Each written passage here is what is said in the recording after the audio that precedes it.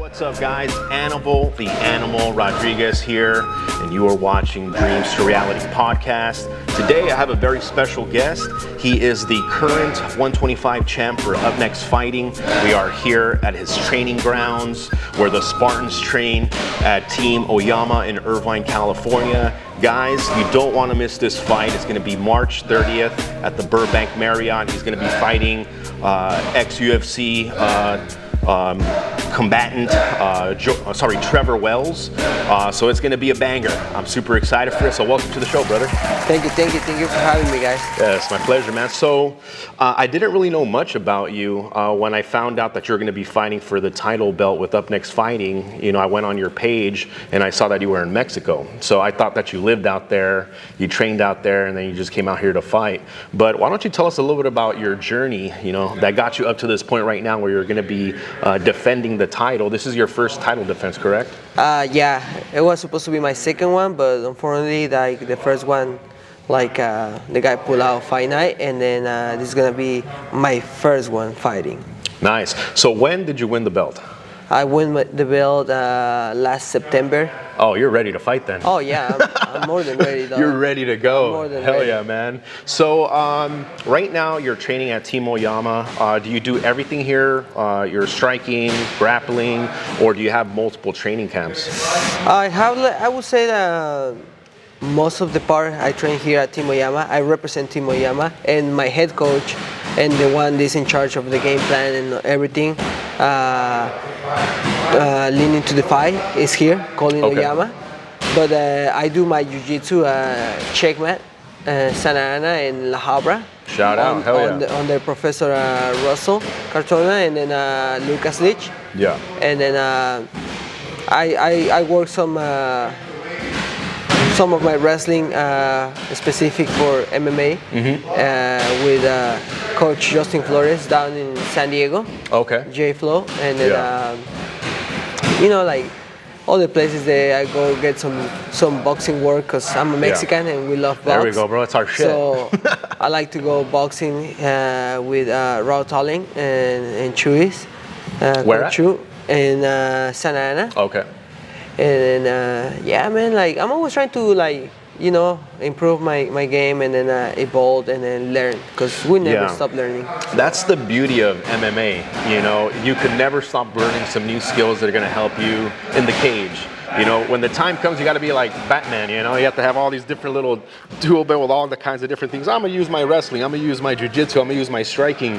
And sometimes you have to adapt to the opponent. So the way that I see it is like a high caliber mixed martial artist is a master of all of these skills and uses the most efficient ones to get the job done. You know, but there's different types of fighters, there's different types of philosophy, there's different types of everything, you know. So I like that you said, you know, Mexican, I like boxing. So what is your background? Like, what did you start with? Did you start with boxing or did you start with wrestling? What's your wrestling? I started boxing at 12 years old back home in Mexico City. I started just straight boxing, and then I did that for like about 3 years. And then after that, I went to like kickboxing and then Muay Thai, and then I started just doing MMA, you know, like. How old were you when you went straight into like MMA? Like, this is what I want to do. I think I did my first MMA fight amateur when I was like 16, 15. Okay. And then amateur fight, and then I really enjoy it. And then I'm always down for the scrap. I'm I would say like a narrow competitor. So I was till today like fighting professional Muay Thai, professional kickboxing, MMA, whatever they call it, and then whatever they pay, like we're going for, you know. Like, but I fall in love more with MMA because it's the more challenge thing you can do. Yeah.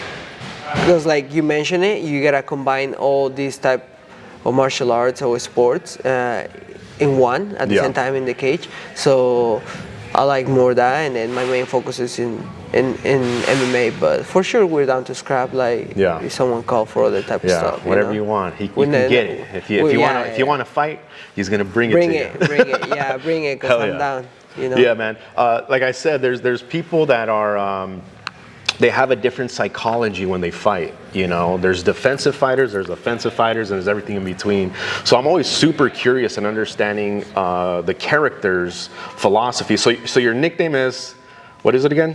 Kryptonita. Kryptonita. I always want to know why. You know, why do people pick their names? His name's this, his name's that. And there's an essence, a part of you as to why that's your nickname. So tell us the story about that. It was pretty much like when I started fighting, when I was like, I started my pro career at 17, back home in Mexico. We didn't have any nickname really, and then my name is like not common really, Yeah. not even for Mexicans. Yeah, So, I hadn't heard it too many times before. My name's weird too. You're saying Aníbal. It's a Yeah. weird ass name. Gianni. Gianni.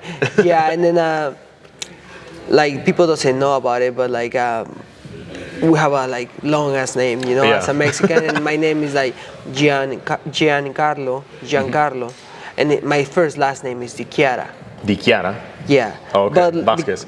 Vazquez. Giancarlo Di Chiara Vazquez. Di Chiara Vazquez. Then you got a long ass name, bro. And it's Italian, you know, and because of that, like I was having so many issues like with my name because people doesn't know how to pronounce well, or they don't even how to write it. Yeah. So we just take it off like this middle name, the first last name, Yeah. and then I just put Gianni Vazquez. Yeah. More simple. Yeah. And then one day, one of my teammates back home, he decided to put me the nickname of Kryptonita, which Yeah. is like kryptonite. Yeah. Because it was based on, through my career, I kind of been facing like, I believe like 4 undefeated people. Okay. And I've been here first lost. Yeah. You know, so people they were looking really, really good. Like they were like I don't know, like A&O, like 5-0, Yeah. like People that look like Superman. they were supposed to be like So nobody thought you were invincible. gonna win. Yeah, and then I came, and then we given a taste, you know. There you go, a the little first taste of the one. kryptonite. Yeah. You have them in your knuckles, right? Yeah. Gah, gah. Exactly. Hell yeah. So that's what my nickname come from. That's awesome, man. So yeah, so you're full Mexican. You're born in Mexico. You told me right before the show that you came out here on your own when you were 20. How old are you? 22. 22. And then I'm 29 right now. Okay. Yeah. So I was telling you that I'm a collector. I'm a collector of interesting stories and interesting individuals. So I pull the stories, the essence, the psychology, everything from people. And then when I get that, what I do is I convert that into a movie, into a cinematic format that's going to share a story to the world. So the first step of the hero's journey is the step into the unknown, leaving your home, leaving what feels safe and comfortable and warm, and going out into the fucking wilderness. In your case, you went to a different country with a different language. Did you have any family out here? Like, what was your plan? Like, in your mind, you came here for a reason. What was going through your mind at that time, and how did it go? I was already fighting professional in Mexico from 17, and then we got to the point where I was doing like pretty well in my career up there. I was having sponsors. I was like I was studying college at the same time too, and I was doing really well and everything. But we got to the point where like we kind of got a little bit stuck because the system of MMA up there is like different than here. Yeah. And then it's a lot of politics, and then. To be honest, I would never like to get involved with stuff like that. So me and my coach decide to like we gotta look for other places, you know, to go. Yeah. And then of course, cause like we were looking to go to the best promotions, to fight against the best fighters. And then it's no other better place than the US, you know. I got lucky and blessed. I got my visa. When I was 22, and then it was no plan though. Like there was no plan. You're like, let's just. I was see just what like happens. one day I turned 22. It was my birthday, and then I have some money saved, and then my mom helped me to like sell some things and give me money, and then I say, you know what, I'm gonna go to the US, and then like pursue my dream, and then like let's find out, you know. And then that was it.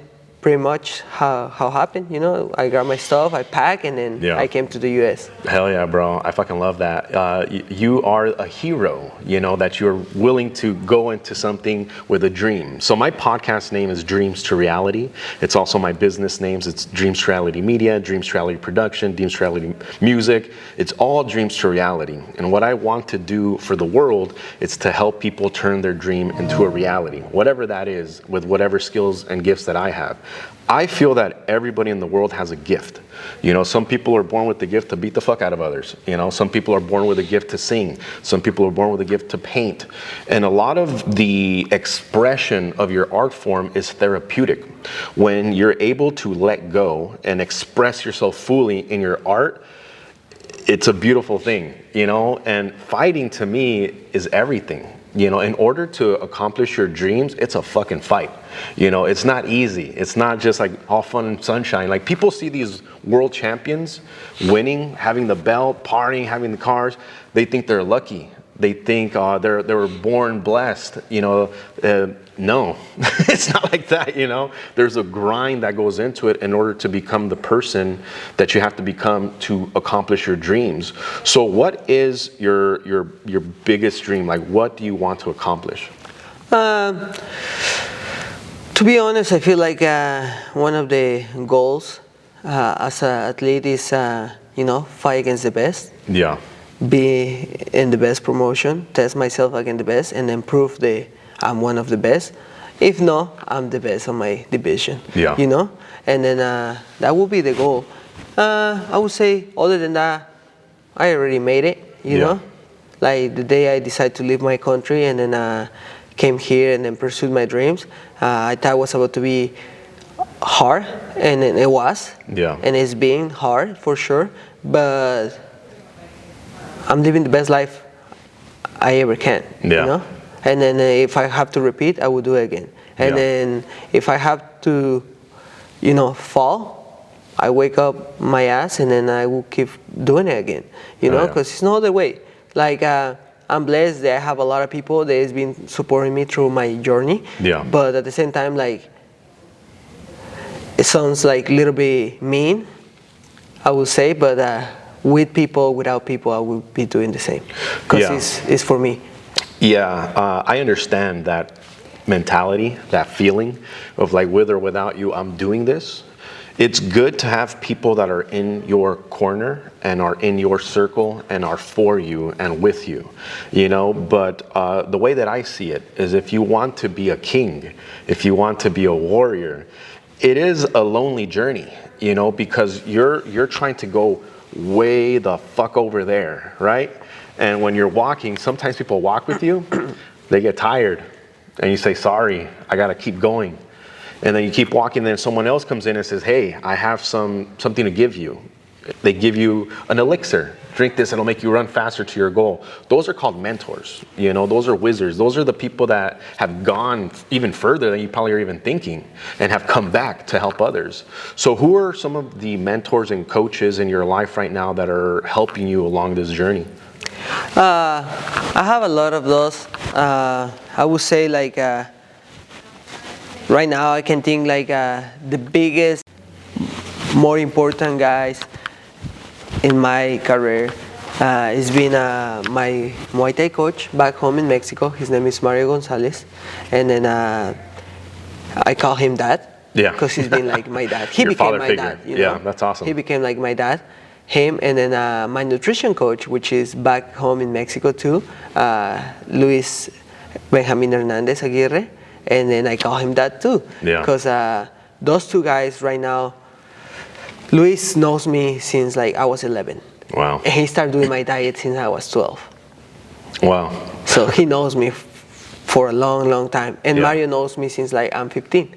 And then those two guys are in through my whole life, and then showing me so much stuff about life, not just fighting. And then they're been there for me like every single time I have a question in my head, you know, that I need to answer, to make a decision, and then see where I'm gonna go.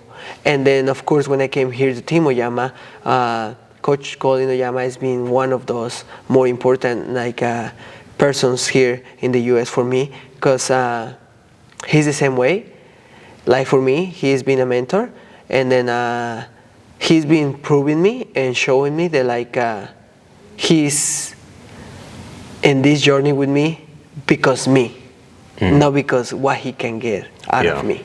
And that's a really tough situation, you know, because this is a business, man. I understand this is a business, and then like, you know, like as a business, everybody has to win something, you know. But we've been going through situations, me and Coach Oyama, where like everybody left though, and the only one was there, it was him with me. And then you know, and then whatever happens, the next day he was there with me, you know. And then like that's the type of situations that I put a lot of attention, because like I say, it sounds mean before, that I say like without them I will keep going, but I'm blessed to have them with me, because with them everything becomes lighter, you know. All the things that I'm carrying, the burden is lessened. Everything that I'm carrying on my shoulder, it becomes lighter, and then it's been helping me to like, you know, see life different. And then I'm just blessed to have those three guys right now, you know, with me. Like, it's so many other people, but like I would say those three guys is like really important for me. For sure, I would never like gonna put on the side my Professor Russell from Jiu-Jitsu, because he is one of the mentors for me right now in this time that I've been living here in Orange County, to show me the like how to hustle. That's how the people call him, hustle. The hustler? And then and he's a hustle. He's a hustle man, and then like he has like 20 jobs, and then he keep like training and then improving, and he keep like grinding, and then next day you see him, now he has a 21 jobs, 22 jobs, and by the time we talked, he was gonna have 25, bro. And then he's a man, you know, and then like, you need those people around you, to show you that like when you're trying to be a child, they're like, you're not doing anything compared to those guys. You're nothing, dog. Like, are you really even trying? Exactly. You know. You know, I think of like what's his name, the Tesla guy. He has like 3 million fucking things he's going. Like, how do these people do everything? Like a Joe Rogan individual that does a million different things. Like all of these people that you look up to, and you're right. It makes you question, like, dang, I need to do more, you know, in order to really succeed. Well, no, sometimes not even I need to do more. Sometimes it's like, do I really need to bitch about this little thing that I'm like having issues with? You know, like, do I really need to like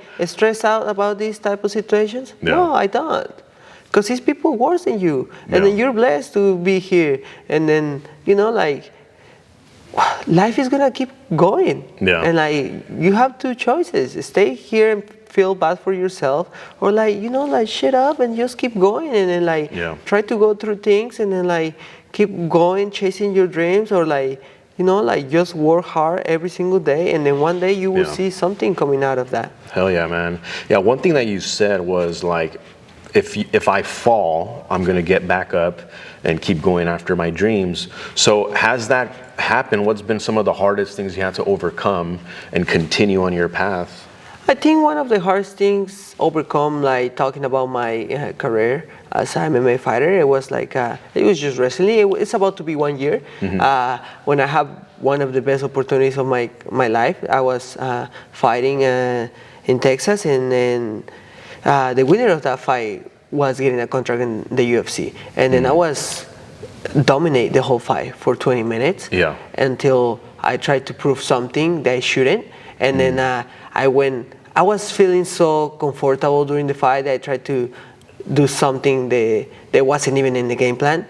But I feel like I was having it, and then I make the mistake to do it, and then I lost the fight, and then I have a really bad injury, and then it went viral. People thought that like I was done and stuff like that. And then I have a little like pretty hard time, you know, going from like training 3 sessions a day. They're like, don't train for like the next 2 months. But after that, like, I just knew that like that wasn't it for me, you know. I knew that like the guy wasn't better than me.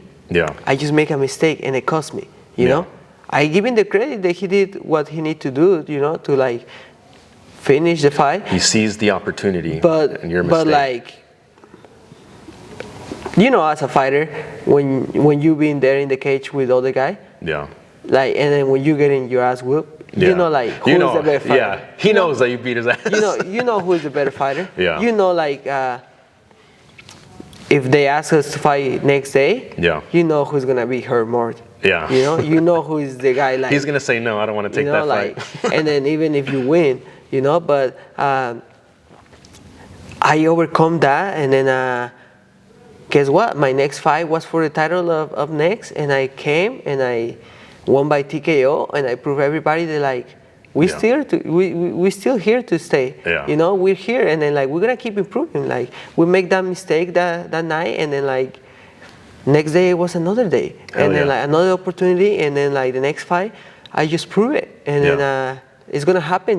This March 30th, I'm gonna confirm that, like, I'm gonna just keep moving up, and then, like, life is being the same for me. Yeah. Another day, another grind, and then, like, I'm just gonna keep proving to everybody that, like, I'm one of the best. That's fucking awesome, man. Like, it's interesting how I look at things and how I see it is like a game. Life's a game. Like, when you were a little kid, you're playing, like, whatever game it is, and there's levels. There's next level, there's the next level. And every level, it gets a little harder. And at one point, like you said, you might fail that level. You got to do it again, or you got to do a different level. So right now, it sounds like you're on to the next level, which is this March 30th at the Burbank Marriott. You're going to be defending your belt against Trevor Wells. Do you know much about Trevor? Have you done any research on him? What are your thoughts on your opponent? I think he's a good opponent. Like, I know, like, he was in the Ultimate Fighting show on Team with Conor McGregor, and then so pretty much is a good name. Yeah. It's someone that was, like, a little bit relevant, for being in that show.